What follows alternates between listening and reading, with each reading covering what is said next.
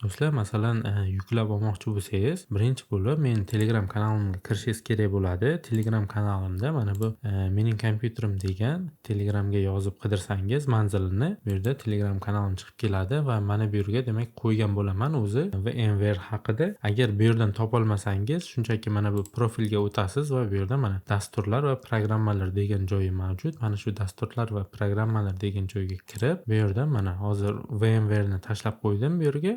Lekin siz bu yerda masalan bundan keyin ham har xil programmalar tashlangan bo'lsa, qanday qilib topib olishingiz mumkin do'stlar. Mana bu qidiruv tugmasini bosamiz va bu yerdan biza katta harflarda VMware deb yozamiz. Oddiy V, M, W mana shu narsani demak katta harflarda yoki kichik harflarda yozish kerak. Hozir bu yerda endi chiqib kelyapti. Demak mana shu bir marta bossangiz mana qayerdaligini ko'rsataman. Agar siz tepaga chiqib ketgan bo'lsangiz mana bir marta bunga bossangiz mana qayerdaligini ko'rsatib turadi do'stlar. Demak topib olganingizdan so'ng buni yuklab olasiz. Yuklab olganingizdan so'ng bu mana bunaqa zip formatda bo'ladi. Bu zip formatdan biza arxivdan chiqarib olishimiz kerak bo'ladi. Arxivdan chiqarib olish uchun yuklab olgan bo'lsak, mana zip formatda turibdi. Mana shunga mishkani o'ng tomonini bosadigan bo'lsak, bu yerda mana извлечьni bosib, demak chiqarib olishimiz mumkin.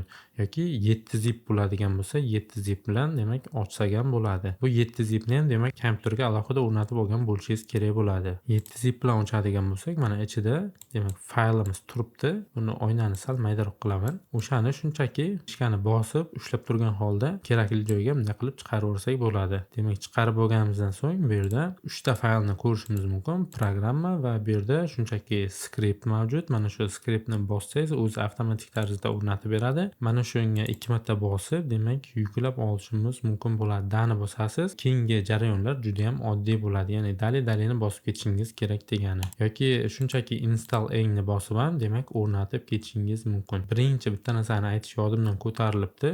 Yuklab olganingizdan so'ng antivirusni vaqtinchalik o'chirib turishingiz kerak bo'ladi. Antivirusni vaqtinchalik o'chirish bo'yicha videoyim YouTube'da bor. Mana shu YouTube'dan ko'rib, demak, vaqtinchalik osongina o'chirib tursangiz bo'ladi. Shundan so'ng demak programmani o'rnatib olishingiz kerak. Endi do'stlar, hozir programmani biza yuklab olgan bo'lsak, hali menda demak bu yerda o'rnatilmagan. Hozir sizlar bilan birga o'rnatamiz.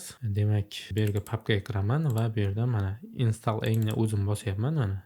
Repack me demak o'sha repack qilingani haqida demak chiqaryapti oynani. Biroz kutib turamiz. Shundan so'ng hozir bizga programmani o'zi o'rnatib beradi. Mana shunday jarayondan keyin oyna yopilib qoladigan bo'lsa, demak mana programmamiz o'rnatilgan bo'ladi va rабочий stolga demak ikonkasi ham rasmchasi chiqib qolgan bo'ladi. Shundan so'ng do'stlar mana VMware ga kiradigan bo'lsak, mana shunday oyna ochiladi. Bu yerda mana create new virtual machine deyapti, open virtual machine deyapti, connect to remote server deyapti. Bu yerda demak birinchisida biza yangi virtual mashinani hosil qilishimiz mumkin. Ikkinchisida esa demak virtual mashinamiz oldindan yasalgan bo'lsa, o'shani ochishimiz mumkin bo'ladi. Uchinchisi esa bizga qiziq emas do'stlar. Kerak ham bo'lmaydi.